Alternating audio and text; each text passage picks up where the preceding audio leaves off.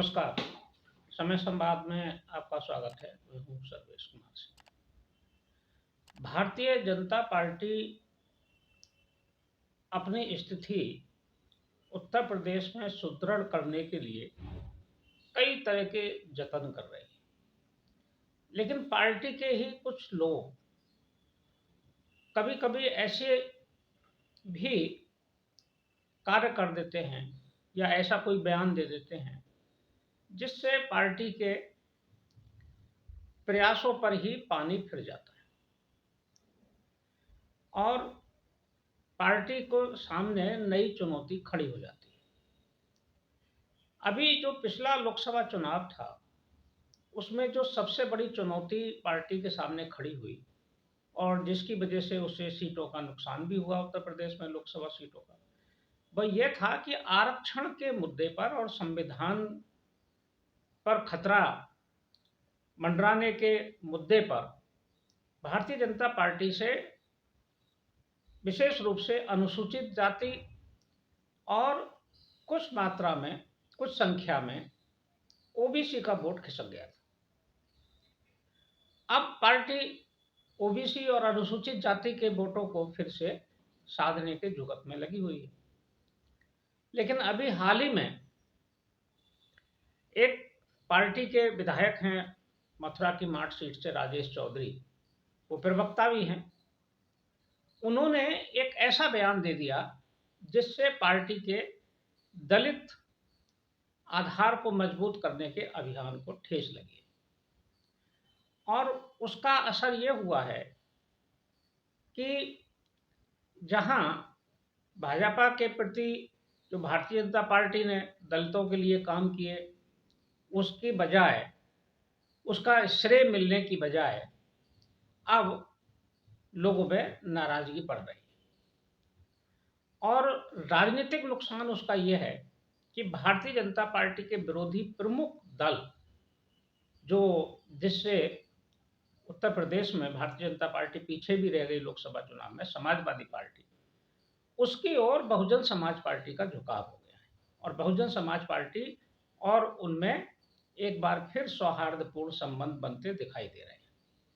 ये केवल एक बयान की वजह से हुआ है और ये बयान है भारतीय जनता पार्टी के विधायक राजेश चौधरी का। राजेश चौधरी ने दरअसल अभी 2 दिन पहले एक बयान दिया।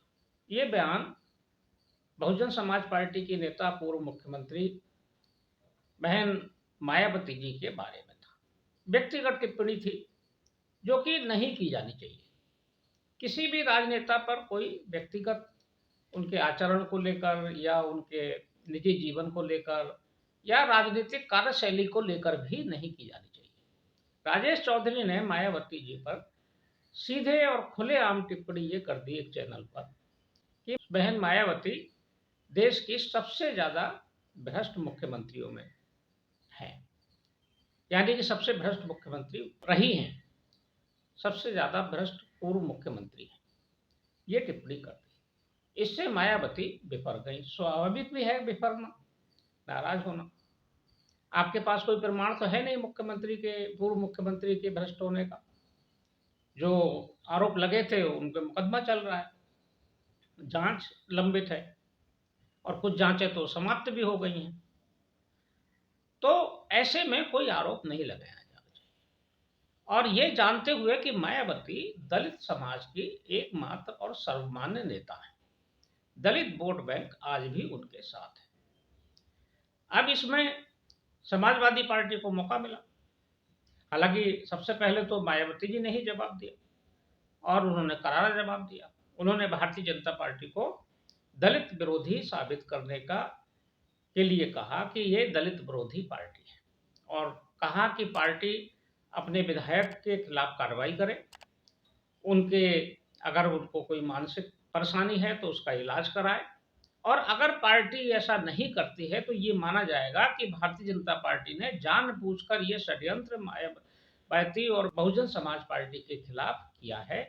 ये एक संदेश और एक्स पर उन्होंने अपनी बात लिखी है, ट्वीट किया है। इतना ही नहीं, उन्होंने ये भी चेतावनी दे दी कि अगर भारतीय जनता पार्टी ने राजेश चौधरी के खिलाफ कार्रवाई नहीं की, तो आने वाले जो विधानसभा के उपचुनाव हैं 10 सीटों पर, उसमें हम भारतीय जनता पार्टी के प्रत्याशियों की जमानत जब्त करा देंगे।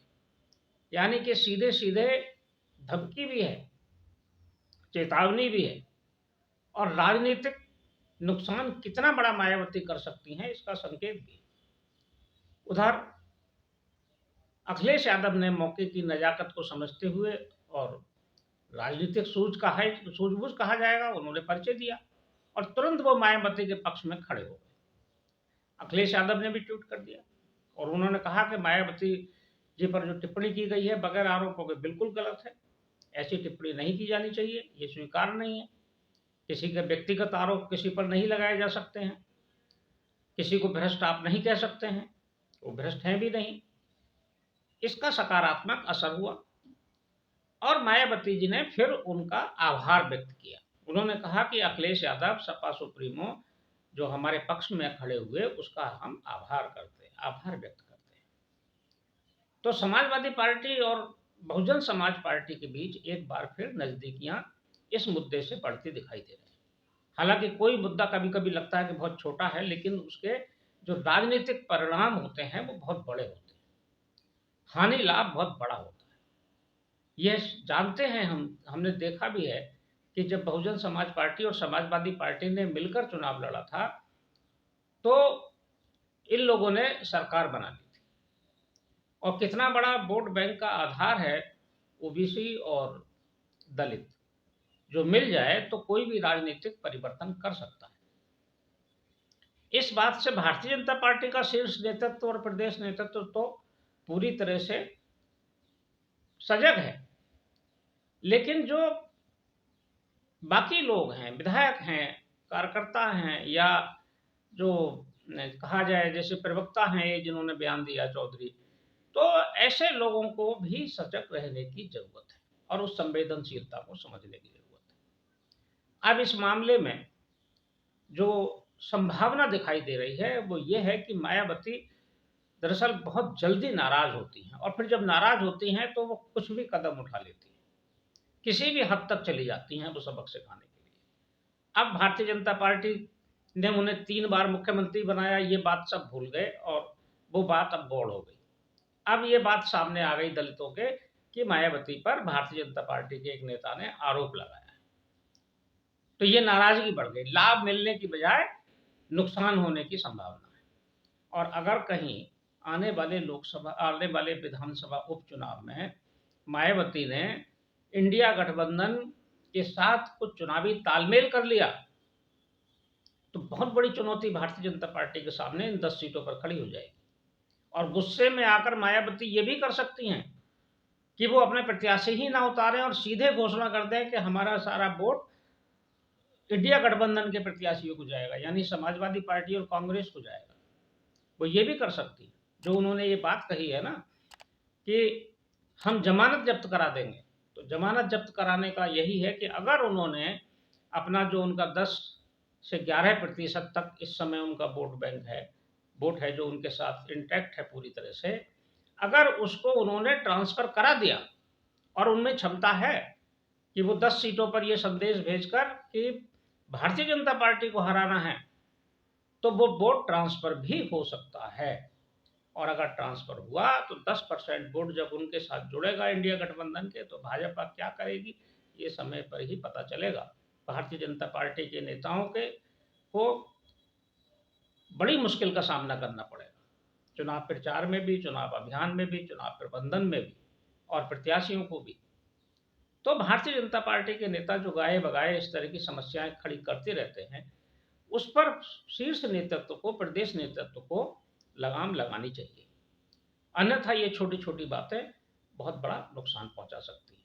हालांकि इस मामले में कुछ सुधार करने की और डैमेज कंट्रोल करने की कोशिश उप मुख्यमंत्री केशव प्रसाद मौर्य ने की है। उन्होंने अखिलेश यादव को याद दिलाया कि आज तो वो मायावती जी के पक्ष में खड़े हैं, लेकिन क्या उन्हें गेस्ट हाउस कांड याद है? क्या हुआ था मायावती जी के साथ? वो मायावती जी के पक्ष में खड़े हैं, उससे पहले अच्छा होता कि वो गेस्ट हाउस कांड के लिए माफ़ी माँग लेते। बात तो सही है केशव प्रसाद मौर्य की, गेस्ट हाउस कांड तो हुआ था, उससे बड़ी कोई घटना तो नहीं हो सकती राजनीति में। लेकिन अब मायावती जी खुद ही भूल गई हैं उसको। गेस्ट हाउस कांड के बाद उन्होंने तो एक चुनाव में 2019 में समाजवादी पार्टी के साथ गठबंधन ही कर लिया था, गठबंधन करके चुनाव लड़ी थी। तो अब ये बात अब केशव प्रसाद मौर्य ने कही जरूर है, लेकिन जिनके साथ घटित हुआ उन्हें ही याद नहीं है, तो कहकर करेंगे क्या केशव प्रसाद मौर्य। लेकिन जो जातीय समीकरण है, सोशल इंजीनियरिंग है, उसके हिसाब से ये बयान देना किसी भी हालत में भारतीय जनता पार्टी के विधायक के लिए उचित नहीं था और ना ऐसा उचित है।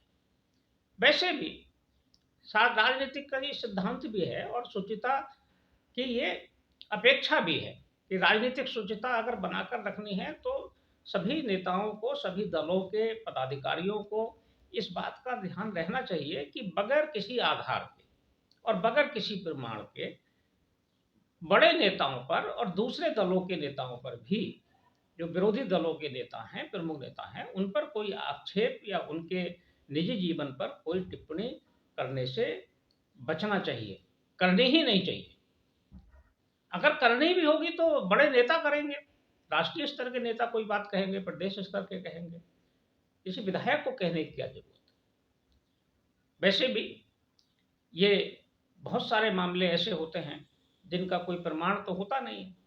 अब आपने कह दिया तो आप अब ढूंढते रहिए, अगर इस पर मानहानि का मुकदमा हो गया तो वो प्रमाण भी नहीं दे पाएंगे, क्योंकि ये गंभीर मामला है। ऐसे में राजनीतिक शिष्टाचार का भी ये तकाजा है कि एक वाणी का अनुशासन भी राजनेताओं के, नेताओं के, कार्यकर्ताओं के अंदर होना चाहिए, ताकि उससे किसी तरह की कटुता ना हो और राजनीतिक क्षति भी ना हो। समय संवाद में आज बस इतना ही। कल फिर मिलेंगे किसी एक खास विषय के साथ। तब तक के लिए मैं सर्वेश कुमार सिंह आपसे विदा लेता हूँ। नमस्कार।